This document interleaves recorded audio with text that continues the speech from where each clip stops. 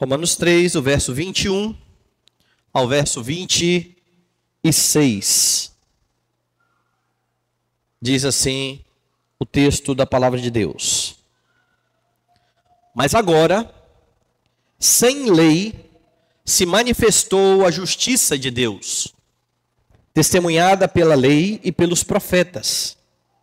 Justiça de Deus mediante a fé em Jesus Cristo, para todos e sobre todos os que creem, porque não há distinção, pois todos pecaram e carecem da glória de Deus, sendo justificados gratuitamente por sua graça, mediante a redenção que há em Cristo Jesus, a quem Deus propôs no seu sangue como propiciação mediante a fé, para manifestar a sua justiça, por ter Deus, na sua tolerância, deixado impunes os pecados anteriormente cometidos, tendo em vista a manifestação da sua justiça no tempo presente, para ele mesmo ser justo e o justificador daquele que tem fé em Jesus.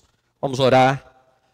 Senhor amado e Deus bendito, que alegria temos de nos reunir no dia do Senhor com os irmãos, para exaltar a tua majestade, convictos de que o Senhor, ó Deus, quando nos convoca a adorar o teu nome, fala conosco por meio da palavra. Ó Senhor, já ouvimos a tua voz nas leituras bíblicas que foram feitas. E nesse momento, ó Deus, queremos ouvir a tua voz na pregação da palavra. Que o Senhor abençoe para que seja fiel. Que o Senhor abençoe para que os corações sejam quebrantados e recebam a palavra como realmente ela é, a palavra do Senhor. Que o Senhor, nesta noite, nos conforte, nos console, nos anime por meio da Escritura Sagrada. Que o nosso pensamento seja levado cativo à obediência de Cristo. Necessitamos, Pai, ouvir a tua voz, e por isso clamamos pela iluminação do Espírito, certos de que ouviremos o Senhor, em nome de Jesus, amém. Meus irmãos, na semana passada, eu mostrei em Romanos capítulo 1, que Deus está irado com os homens. Paulo está dizendo ali que a justiça de Deus se revela do céu contra toda a impiedade dos homens que trocam a verdade de Deus pela mentira. Homens que adoram a criatura em lugar do Criador. E depois que Paulo traça este quadro terrível, ele continua a falar aos irmãos de Roma acerca desta situação do homem. Porque no capítulo 2, ele vai igualar tanto os judeus quanto os gentios na mesma categoria. Transgressores da lei, pessoas que precisam ser punidas pelo Senhor. Deus não está irado apenas com judeus, Deus não está irado apenas com os gentios, Deus está irado com os homens, representados por Adão, porque eles caíram em Adão e se rebelaram contra Deus. O judeu, mesmo tendo a lei de Deus, a revelação do Senhor, transgride a lei, ele não consegue viver em conformidade com a lei do Senhor. O gentio, ele não tem lei. Entretanto, Paulo vai explicar algo interessante aqui. Os homens, por conta da criação no jardim do Éden, eles têm a lei de Deus guardada ou gravada no seu coração. Já que o homem, ele é a imagem e semelhança de Deus, e a lei é nada mais, nada menos do que o reflexo do caráter de Deus. Quando o homem é criado à imagem de Deus, Deus então imprime no homem a sua lei, os seus mandamentos, aquilo que nós chamamos de lei moral e que está resumido ali nos 10 mandamentos. Ainda que o homem tenha caído em transgressão, isso não foi apagado totalmente do coração. E é por isso que mesmo pessoas ímpias podem se conformar externamente com a lei. Eles são capazes de atitudes boas, atitudes coerentes, pelo menos externamente com a lei. mas porque eles não fazem isso com um coração grato diante de Deus, mas porque eles fazem isso sem a mediação de Jesus Cristo, ainda que eles se conformem externamente à lei, eles são culpados, eles estão pecando. O que é interessante, porque mesmo não tendo a lei de Deus, o ímpio cria um código de conduta para si mesmo. Perceba isso. Até aqueles que são ateus ou que se dizem ateus, eles têm um código de ética e de conduta. E eles ensinam esse código de conduta aos seus filhos. E eles dizem como que os seus filhos devem se comportar para ser educados, para ser bons cidadãos. Mas eles não conseguem sequer cumprir as suas próprias leis. Mesmo um pai ímpio vai chegar para o filho e dizer: filho, mentir é errado. E por vezes vai mentir para o filho. Pai, você tem um troco para me arrumar? Tem uma moedinha? Apesar de que está cada vez mais difícil de o cara não mentir, né? Ninguém tem mais moedinha. Mas você tem um dinheiro para me arrumar? Ele vai falar: não, eu não tenho. E tem. Ele está mentindo. Ele está quebrando um padrão que ele está dizendo ao filho que o filho precisa ter. E esse é o argumento de Paulo aqui em Romanos. Bom, os judeus, tudo bem, eles têm a lei de Deus e rejeitaram, mas e os gentios? Os gentios têm a lei gravada no coração. É por isso que não há distinção. Todos pecaram e estão destituídos da glória de Deus. O judeu não consegue, então, se justificar diante de Deus por obras da lei. Não há como nenhum homem alegar que é moralmente melhor do que outro diante de Deus e escapar do juízo.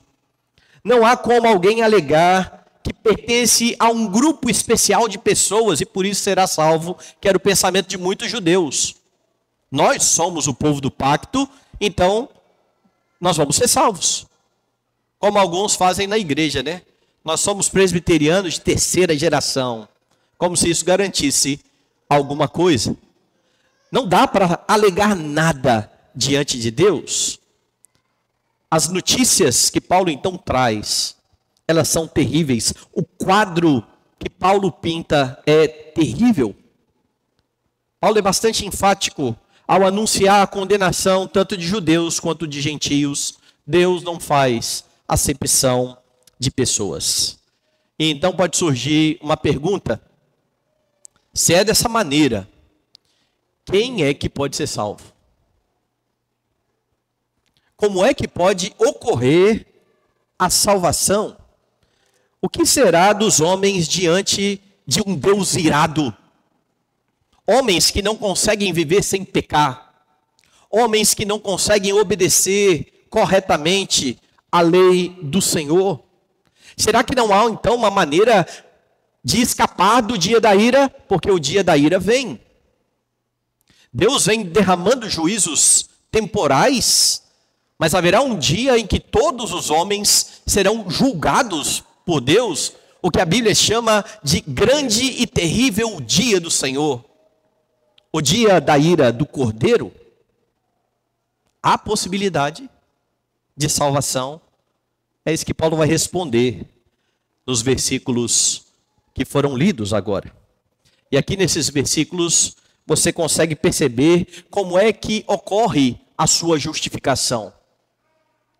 Como é que você pode ser visto como justo diante de Deus? E a primeira lição que você tira aqui é que a sua justificação ocorre exclusivamente por meio do Senhor Jesus Cristo. Veja como que Paulo começa aqui esta sessão do capítulo 3. Volte lá no verso 21. Mas agora, perceba o linguajar de Paulo. Mas agora, sem lei, se manifestou a justiça de Deus. De novo. Mas agora, sem lei, se manifestou a justiça de Deus. Por que Paulo está começando desta maneira? Se você olhar os versículos anteriores, veja no versículo 19. Paulo começa dizendo assim: ora, Sabemos que tudo o que a lei diz, aos que vivem na lei o diz, para que se cale toda a boca e todo mundo seja culpável perante Deus, visto que ninguém será justificado diante dele por obras da lei, em razão de que pela lei vem o pleno conhecimento do pecado. E essa é uma palavra direta ao judeu, que achava que cumprindo a lei, ele seria justo diante de Deus. Nós lemos um texto aqui na liturgia, onde um judeu está tentando mostrar exatamente isso.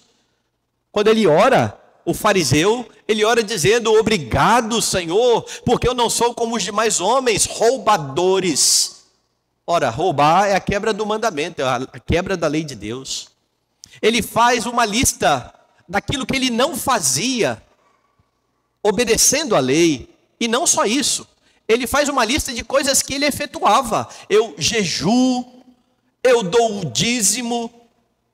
E ao que tudo indica no texto, este homem de fato fazia todas estas coisas. Este homem não poderia ser culpado de nada destas coisas, e ele confiava que, fazendo estas coisas, ele seria salvo. E então Paulo agora está dando uma notícia terrível aqui. Não há essa possibilidade. A lei nunca teve esse intento de salvar o homem. Na verdade, Deus deu a lei para que todo mundo se cale diante dele, para que todo mundo reconheça a sua culpa diante dele. Paulo diz: pela lei vem o pleno conhecimento do pecado. Ninguém será justificado pela lei. Verso 21, mas agora, sem lei, se manifestou a justiça de Deus. Ou seja, depois de falar da impossibilidade de salvação pela lei, Paulo agora vai dizer como é que isso vai acontecer, como é que a salvação ou a justificação irá acontecer. Ele muda o tom, é como se Paulo dissesse o seguinte: diante da impossibilidade do homem em cumprir a lei a fim de ser justo, se manifestou a justiça de Deus. Lembre que já no capítulo 1, Paulo disse: eu não me envergonho do Evangelho, porque o Evangelho é o poder de Deus para a salvação do que crê. O Evangelho revela a justiça de Deus. Paulo então traz novamente esse tema aqui: a justiça de Deus que se revela pelo Evangelho. Ele afirma então que esta justiça de Deus, ela se manifestou independente da lei. É por isso que ele diz: sem lei se manifestou a justiça de Deus. Essa justiça provém do próprio Senhor, apesar de ter sido atestada e proclamada tanto pela lei quanto pelos profetas. Ele diz isso. Sem lei se manifestou a justiça de Deus, e essa justiça foi testemunhada pela lei e testemunhada pelos profetas. Ou seja, todo o Antigo Testamento vinha conduzindo a história e apontando para essa justiça maravilhosa do Senhor Deus, que é revelada no Senhor Jesus Cristo. O que Paulo está fazendo aqui é novamente demonstrar aos romanos, como ele já fez nos capítulos anteriores, que aquilo que ele está ensinando não é novidade. Sempre foi assim. Há alguns que acham que a ideia de salvação pela graça mediante a fé é algo do Novo Testamento, e que no Antigo Testamento a salvação era pela lei. E Paulo está dizendo: não, nunca foi assim. A justiça de Deus mediante a fé, ela foi testemunhada pela lei, ela foi testemunhada pelos profetas. Deus estava revelando isso durante o Antigo Testamento. Mas como é essa justiça? Essa justiça é somente pela fé em Jesus Cristo. Não há outra forma de alguém ser visto como justo diante de Deus, senão estando em Jesus Cristo. Veja de novo. Agora, sem lei se manifestou a justiça de Deus, testemunhada pela lei e pelos profetas, justiça de Deus mediante a fé em Jesus Cristo. Essa justiça de Deus tem a ver com a sua fé, a sua convicção acerca do Senhor Jesus Cristo, da obra do Senhor Jesus Cristo. Não há outro caminho.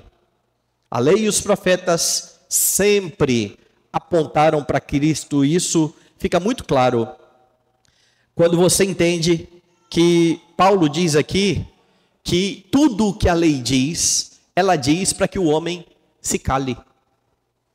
A ideia do versículo aqui é de alguém que é colocado no banco dos réus para ser julgado, e se levanta o promotor, e o promotor então faz as suas acusações. O promotor é a lei. A lei se levanta e acusa o homem.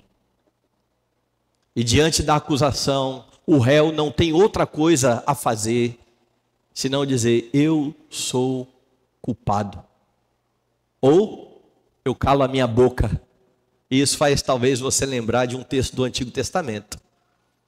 Jó, um homem justo e íntegro e reto e que se desviava do mal, Deus disse isso a respeito dele. Foi provado pelo Senhor. E em certo momento da sua provação, com os seus amigos, começando a falar coisas indevidas, dizendo que Deus ele não castiga ninguém sem razão, Jó só deveria estar pecando. Deus já havia dito que ele não pecou para acontecer aquilo, mas os seus amigos insistiam. Jó, num momento da história, começa a dizer: se eu pudesse dizer a Deus da minha justiça, se eu pudesse sentar com o Senhor, eu queria fazer algumas perguntas ao Senhor.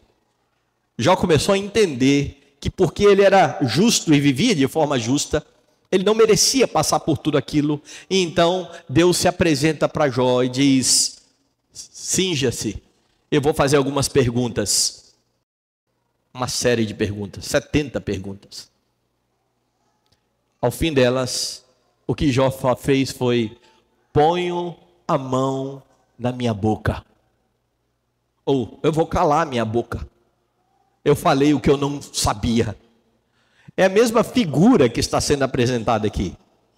Quando a lei fala, a única coisa que você pode fazer diante da lei é dizer: eu sou culpado. Não há outra coisa que eu mereça senão a ira, a santa e justa ira de Deus. E o que você faz nessa hora? Você olha para Cristo. É por isso que a justiça de Deus em Cristo, ela é testemunhada pela lei e pelos profetas, porque os profetas também apontavam para esse que viria. Isaías fala daquele que viria e que seria traspassado pelas nossas iniquidades, e que sofreria o castigo que nos traz a paz. A justiça de Deus em Cristo Jesus foi testemunhada pela lei e pelos profetas. No verso 22, você tem uma ênfase que Paulo dará: justiça de Deus mediante a fé em Jesus Cristo para todos e sobre todos os que creem, porque não há distinção. Aqui Paulo está enfatizando que a necessidade da fé em Cristo para justificação. Sem fé em Jesus Cristo, não há esperança para o homem. Sem fé em Jesus Cristo, o que resta ao homem é condenação. E não é só para o judeu, não é só para o gentio, todos os homens, não há distinção, Deus não faz acepção de pessoas. Então, se todos os homens estão sob a ira de Deus, porque Deus não faz acepção de pessoas, todos os que creem, sejam eles judeus, sejam eles gregos, são justificados pela fé. Não há diferença, não há diferentes formas de salvação. O que Paulo está colocando aqui é a verdade proferida por Jesus no Evangelho. Eu sou o caminho, a verdade, a vida. Ninguém vem ao Pai senão por mim. Não houve um momento em que a salvação foi diferente para o judeu, era pela lei. Não há salvação diferente para aqueles que nunca ouviram o Evangelho. Não há salvação por obras. A salvação é por meio de Cristo. E somente por meio do Senhor Jesus Cristo. Veja o verso 23. Pois todos pecaram e carecem da glória de Deus. Ou, na outra tradução, e estão destituídos da glória de Deus. A ira de Deus se revela do céu contra toda a impiedade dos homens. Todos pecaram. Todos carecem dessa glória. Se não pode ser, Paulo está aqui mostrando então por que a justiça só é encontrada em Cristo. O pecado priva o homem de Deus. Dê uma olhada no texto de Isaías, porque é isso que Isaías vai mencionar já no Antigo Testamento. Isaías capítulo 59. Veja o verso de número 2. Mas as vossas iniquidades fazem separação entre vós e o vosso Deus, e os vossos pecados encobrem o seu rosto de vós, para que vos não ouça. As vossas iniquidades fazem separação. Todos estão nessa condição. Todos estão destituídos do Senhor Deus.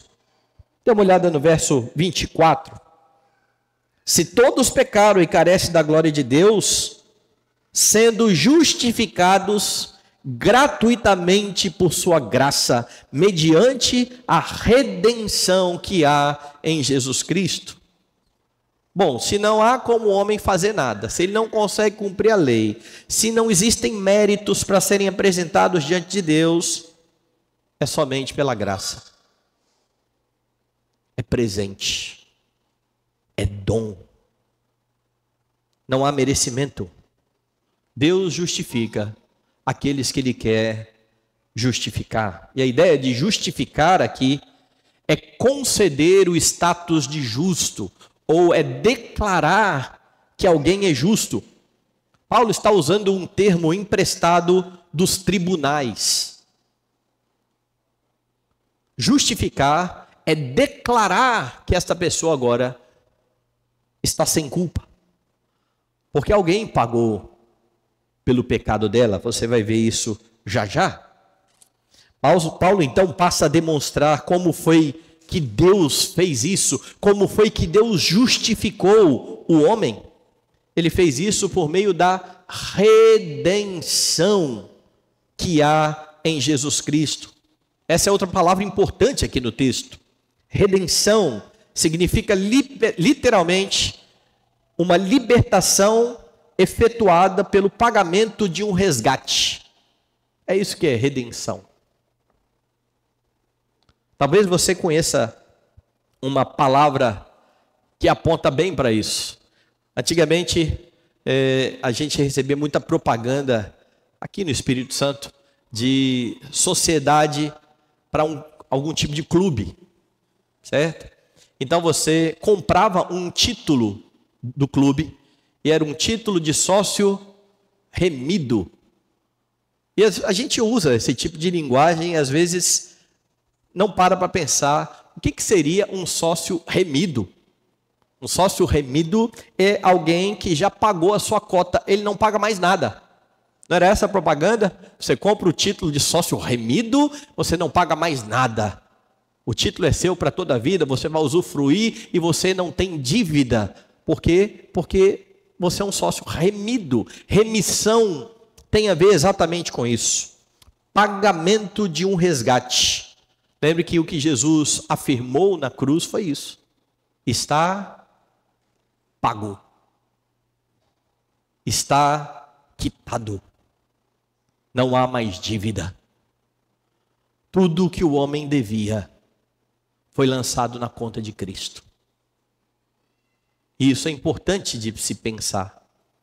Porque se essa é uma verdade bíblica, se aquilo que Jesus fez na cruz do Calvário foi de fato o pagamento de uma dívida, todos aqueles que tiveram a sua dívida paga por Jesus serão justificados pela graça mediante a fé. E isso é o que nós afirmamos quando nós dizemos que a expiação foi limitada. Cristo não morreu por cada um dos homens do mundo, ele morreu por aqueles que o Pai deu a ele antes da fundação do mundo. E são estes por quem Jesus irá orar em João, dizendo: eu não estou rogando pelo mundo, eu estou rogando por aqueles que o Senhor me deu do mundo. Jesus paga a dívida do seu povo. É assim que é anunciado o seu nascimento. O anjo vai dizer: ele se chamará Jesus, porque ele salvará o seu povo dos pecados deles. Ele não vai tentar salvar o seu povo, ele efetivamente salvará o seu povo. Ele irá redimir o seu povo. E é assim então, por crer nessa redenção, que Deus justifica o homem. Paulo está mostrando aqui que a morte de Cristo foi um pagamento do resgate. Abra sua Bíblia em Marcos, capítulo 10.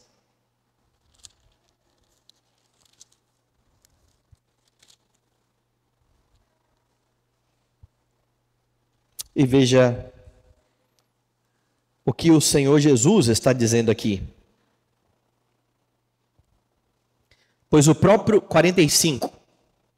Pois o próprio Filho do Homem não veio para ser servido, mas para servir e dar a sua vida em resgate de muitos, não de todos, de muitos.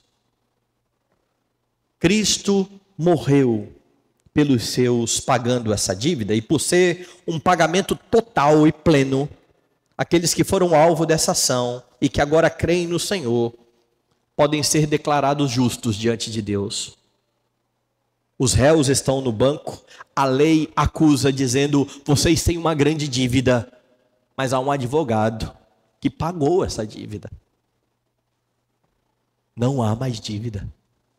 Deus os declarou justos, porque o Senhor pagou toda a dívida. Você tem lembrado de agradecer ao Senhor Deus por sua redenção? Você é justificado pela graça mediante a fé, e como diz Paulo, isso não vem de você, é dom de Deus. E nós precisamos ter diante de nós o tempo todo a lembrança dessa verdade.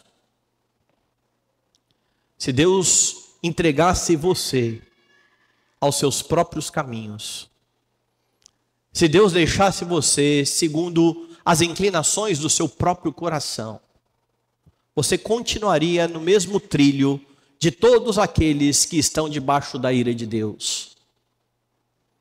Porque você não era melhor do que eles. Não havia distinção. Infelizmente, muitos crentes acham que eles estão em Cristo por uma opção pessoal. Eu contei aqui que eu fui uma vez num velório, e estava ali um pastor de uma outra denominação. Velório é um dia triste. Alguém morreu e aqueles que gostavam dessa pessoa estão todas ali, chorosas, o coração está doído com o momento. E então o pastor aproveitou o momento para, na cabeça dele, pregar o evangelho. Havia ali muitos não crentes. Então o que ele disse foi o seguinte: fulano de tal, que era a pessoa que estava morta, viveu tantos anos. E um dia ela fez a escolha mais inteligente da sua vida. Ela creu no Senhor Jesus Cristo. E eu que estava olhando aquilo tudo, fiquei pensando o seguinte: o pessoal já está triste. E agora é chamar de burro. Certo? Porque se quem creu em Cristo creu porque é inteligente, quem não creu em Cristo é burro. Mas é isso mesmo. Você acha isso? Você acha que você tem mais capacidade de compreender as coisas do que alguém que não creu em Cristo? Você acha que o mérito foi seu? Você tem uma índole melhor do que a deles? Paulo está dizendo, não há distinção, todos pecaram e Deus, pela fé, pela graça mediante a fé, redimiu pecadores, justificou pecadores. Nunca se esqueça disso. Você não está em Cristo por conta própria. Você está em Cristo porque veio de fato livremente. Você não foi coagido a estar em Cristo. Mas antes de Deus transformar o seu coração, você não tinha condições sequer de enxergar o seu Redentor. Você não tinha condições de ouvir o seu Redentor. E quando Deus transformou o seu coração e abriu os seus olhos, você então contemplou o Salvador, o maravilhoso Salvador. E meus irmãos, é impossível que alguém contemple a beleza de Cristo e não o abrace. É impossível. Foi esse o chamado de Deus na sua vida. Então não se vanglorie contra aqueles que ainda não estão em Cristo. Não se ache melhor do que eles. Não seja como aquele homem que subiu ao templo dizendo: obrigado, Senhor, porque eu não sou como os demais homens. Roubadores, ladrões, eu cumpro a lei do Senhor, eu dou o dízimo. E se você acha que é salvo por isso, você está perdido. Você não entendeu o que aconteceu. É claro que estas coisas são ordenadas pelo Senhor. Ele nos deu a lei para que cumpramos. Então não roubar é correto. Não adulterar é correto. Entregar os dízimos é correto. Mas ninguém vai ser salvo por causa disso. Você faz estas coisas em gratidão, porque você foi justificado pela graça, mediante a fé. Mas infelizmente muitos crentes, eles têm uma mentalidade meritória, que é fruto da falta de entendimento sobre a graça do Senhor. Entender que a salvação é somente por meio de Cristo e não de obras, deve levar você a ter um coração humilde e parar de julgar as outras pessoas. Vocês já viram como crentes gostam de fazer isso? Morre alguém, você automaticamente já sabe se ela foi para o céu ou para o inferno. Ah, deve estar queimando lá no inferno. Veja aí como é a época em que morre alguma celebridade, como é que fica o burburinho dos crentes nas redes sociais. Deve estar no inferno. A verdade, meus irmãos, é que ainda que haja indícios disso, pelas obras e pelo fruto, você não sabe. Você não sabe. Uma das coisas que eu acho mais interessantes no manual de culto que nós temos na IPB, é que ele traz orientações para os pastores falarem em diversas ocasiões. Quando há batismo aqui, eu estou com o manual de culto fazendo as perguntas aos pais. Mas há ali orientações também, por exemplo, quanto ao ofício fúnebre. E uma das orientações é que aquele que está pregando, ele não tem que ficar falando do destino eterno do morto. Não é para isso que ele está ali. Ele está ali para exortar os vivos, para confortar os seus corações, e não para dizer se alguém foi para o céu ou para o inferno. Mas a nossa mentalidade meritória, ela nos leva muitas vezes a julgar as pessoas. Lembre-se, você está em Cristo, mas não é mérito seu. Entendeu o que Paulo está ensinando aqui? Vai levar você a não se achar mais importante que os seus irmãos, ou achar que você merece de Deus mais do que eles. Não há distinção. Todos pecaram, todos merecem condenação, e todos aqui, que se refere aos eleitos de Deus, serão justificados por graça mediante a fé. Mas há um pouco mais no texto. Aqui você aprende também que a justificação ocorre de forma plenamente justa. Deus justificou homens que deviam. Mas Deus faz isso de forma justa e de forma santa. Dê uma olhada em como que Paulo vai desenvolver isso aqui. Ele tem agora de demonstrar que quando Deus justifica alguém, ele continua sendo justo. O homem pecou, ele merece condenação e é por isso que Deus está irado com ele. Mas Deus não pode simplesmente fechar os olhos e dizer, olha, vou fingir que não aconteceu nada, tá? Entra aqui no meu reino. Porque se Deus fizer isso, ele é injusto. Então Paulo vai desenvolver isso da seguinte forma. Veja o verso 25. Ele falou de Cristo Jesus, a quem Deus propôs no seu sangue como propiciação mediante a fé, para manifestar a sua justiça, por ter Deus, na sua tolerância, deixado impunes os pecados anteriormente cometidos. O que Paulo está querendo dizer com isso? Ele está dizendo como que foi o pagamento desse resgate, já que Jesus pagou a dívida. De que forma? A palavra que Paulo vai usar para explicar isso é uma palavra importante. Propiciação.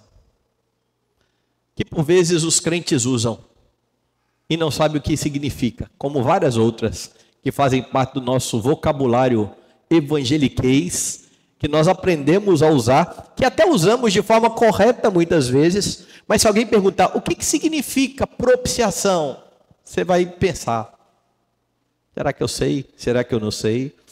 E essa é uma palavra que a Bíblia apresenta o tempo todo. Paulo está dizendo, Deus deu o seu Filho para propiciação. Lembra que a lei e os profetas testificavam a justiça de Deus, certo? Quando você vai na lei, você tem diversas leis que dizem respeito à adoração. Como é que você se apresenta diante de Deus para oração, para adoração? Como é que devem ser os animais oferecidos? Que dia é o dia da expiação, onde o sumo sacerdote entra no Santo dos Santos para aspergir ali o sangue do cordeiro? E se você lembrar disso tudo, Deus mandou fazer um tabernáculo. Dentro do tabernáculo havia um local onde ficava a arca da aliança, o Santo dos Santos. Ninguém entra no Santo dos Santos. O sacerdote, uma vez por ano, faz isso. Com que objetivo? Para que ele vai no Santo dos Santos? Como eu disse, lá está a Arca da Aliança. A arca, que tinha 2 argolas de cada lado. Os varais eram colocados ali, porque ninguém poderia tocar na arca. Quem tocasse na arca era morto. Em cima da arca havia uma tampa. Em cima da tampa, 2 querubins com as asas voltadas, uma para o outro aqui, um de frente para o outro. Dentro da arca, a vara de Arão, o maná, as tábuas da lei. Era isso que tinha lá. Como é o nome dessa tampa onde estão os querubins? Propiciatório é o nome dessa tampa. É onde se faz a propiciação. E um dos autores que eu mais gosto, que falam a respeito disso, é o James Boyce. E James Boyce explica da seguinte maneira. Ele diz, imagina que Deus olha de cima para a arca. E quando ele olha para a arca, ele vê a lei. E quando ele vê a lei, o povo está condenado. Você merece morrer. Paulo disse aqui, a lei foi dada para que todo mundo cale a boca, para que todo mundo seja culpado diante de Deus. E essa é a visão que Deus tem. O homem quebrou a sua lei. Então o sacerdote mata um cordeiro. Pega o sangue desse cordeiro e derrama sobre o propiciatório. E agora quando o Senhor olha, ele não olha mais somente a lei, mas ele olha para o sacrifício. Alguém morreu porque a lei foi quebrada. O preço foi pago. E é por isso que os homens agora são considerados perdoados dos seus pecados. E você sabe, o salmista vai dizer, o sangue de cordeiros não perdoava os pecados. Mas todo esse sangue apontava para aquele que iria dar a sua vida como propiciação. Aquele sangue que cobria a culpa. E agora Deus não olha somente a lei e a condenação, mas ele vê também o sacrifício feito. Apontava para o precioso sangue de Cristo. E é por isso que Paulo pode dizer aqui, que ele foi dado por propiciação. Veja de novo. Verso 25, a quem Deus propôs no seu sangue, como propiciação mediante a fé. Mediante a fé. E aqui você tem uma diferença gritante entre o cristianismo e as demais religiões. Porque em toda religião você vai ver um Deus irado com os homens. Certo? Mas na religião pagã, os deuses, eles são caprichosos. Eles se ressentem de qualquer coisinha. Deus, o Deus cristão, ele está irado contra o mal, contra o pecado.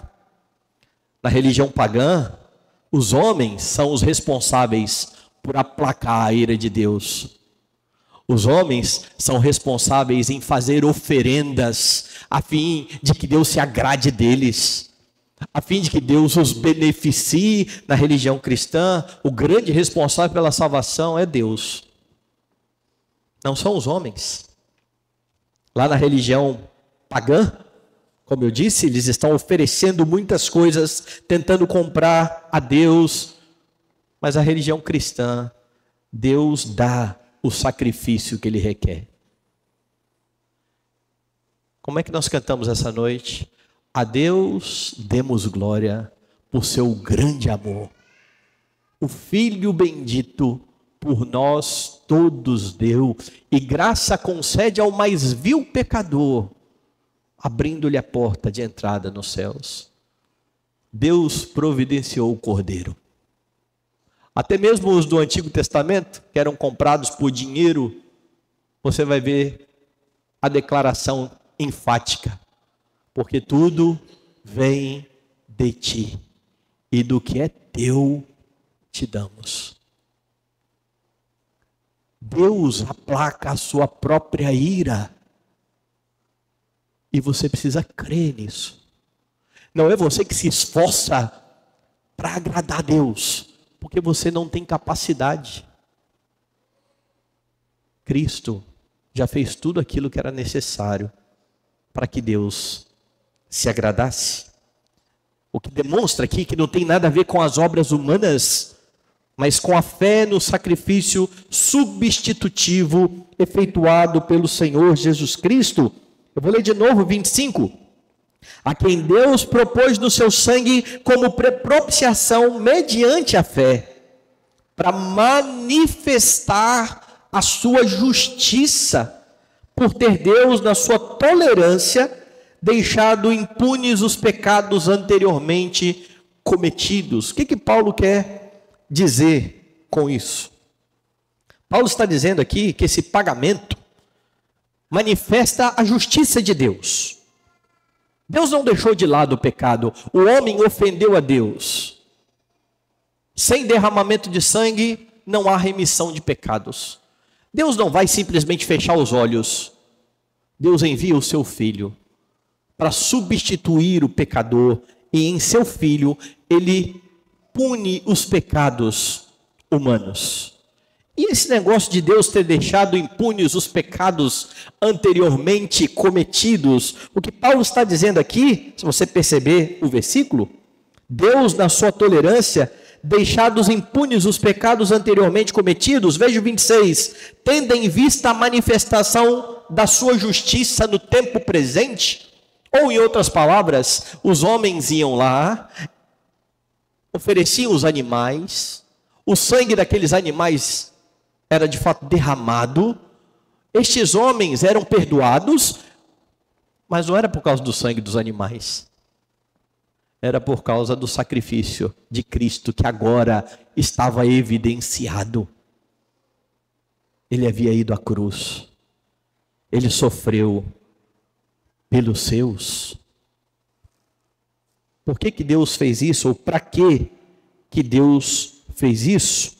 Ele termina dizendo, para ser justo e justificador dos que creem. Ou seja, com a morte de Jesus, a justiça de Deus está estabelecida.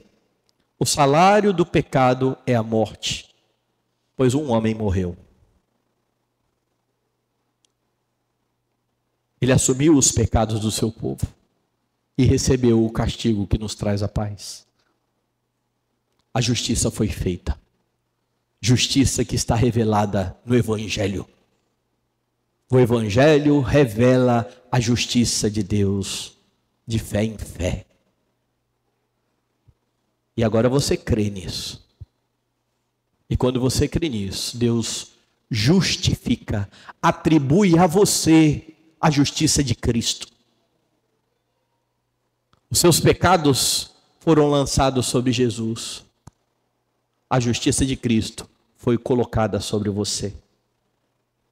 E é interessante porque quando Paulo fala agora de santificação aos Efésios, ele fala que você tem que se despir do velho homem. Se você está em Cristo, o velho homem parecido com Adão, e a ideia é de você tirar uma roupa mesmo. Tire essa roupa. Mas não é só se despir do velho homem. Você agora precisa se revestir do novo homem que se refaz em Cristo Jesus. A figura é a mesma do Éden. Adão tentou justificar a si mesmo, fazendo roupas. Deus disse que ele não poderia pecar, ele pecou, ficou envergonhado. Resolveu o problema. Eles coseram cintas para si, eles taparam as suas vergonhas. Problema resolvido. Ouviu a voz de Deus na viração do dia, se escondeu. Adão, por que você se escondeu? Eu ouvi a voz do Senhor, e porque eu estava nu, eu tive medo, eu me escondi. Mas ele já estava vestido. A mulher não via mais a nudez de Adão. Adão não via mais a nudez da mulher. Mas diante de Deus eles estão nus. É por isso que eles se escondem. É por isso que eles estão amedrontados. E então, depois de Deus afirmar que da mulher viria aquele que vai esmagar a cabeça da serpente, Deus mata um animal e veste os nossos primeiros pais. Nós fomos vestidos assim, com a justiça de Cristo. Deus é justo, e agora Ele é justificador dos que creem. Veja a linguagem da Escritura. Você agora recebe vestes brancas. E estas vestes têm a ver com a obra do Senhor Jesus Cristo. Deus envia o seu Filho a fim de morrer no lugar de pecadores, assumindo a dívida dos pecadores, recebendo o justo castigo pelos pecados. E agora, com a dívida paga, Deus se mantém justo e pode conceder esse status de justo àqueles que creem em Jesus Cristo. Ele é justo. E ele é justificador dos que creem. Meus irmãos, o Senhor Jesus pagou um alto preço por sua vida. Você entende a sua posição diante de Cristo? Você entende de fato o que aconteceu ali na cruz do Calvário? Se a dívida foi paga, você não pertence mais a você. Você pertence agora a Cristo. Você tem um dono. E nós precisamos entender bem isso. Porque os crentes falam assim, eu sou livre. É verdade. Mas lembre que você nunca estará plenamente livre, ou seja, você não estará sem senhorio. O homem foi feito para servir. Ele servia a Deus, desobedeceu a Deus, se tornou servo do pecado. O pecado é um senhor terrível, cruel. Jesus te livra do pecado, mas agora Ele é o seu Senhor. Você não está por conta própria e faz o que você bem entende. Você faz o que o seu Senhor ordena. É por isso que você precisa conhecer a lei do seu Senhor, a palavra do seu Senhor. Obedecendo para demonstrar todo o seu amor àquele que morreu por você. Todas as vezes então que você peca, é uma afronta àquele que morreu por você.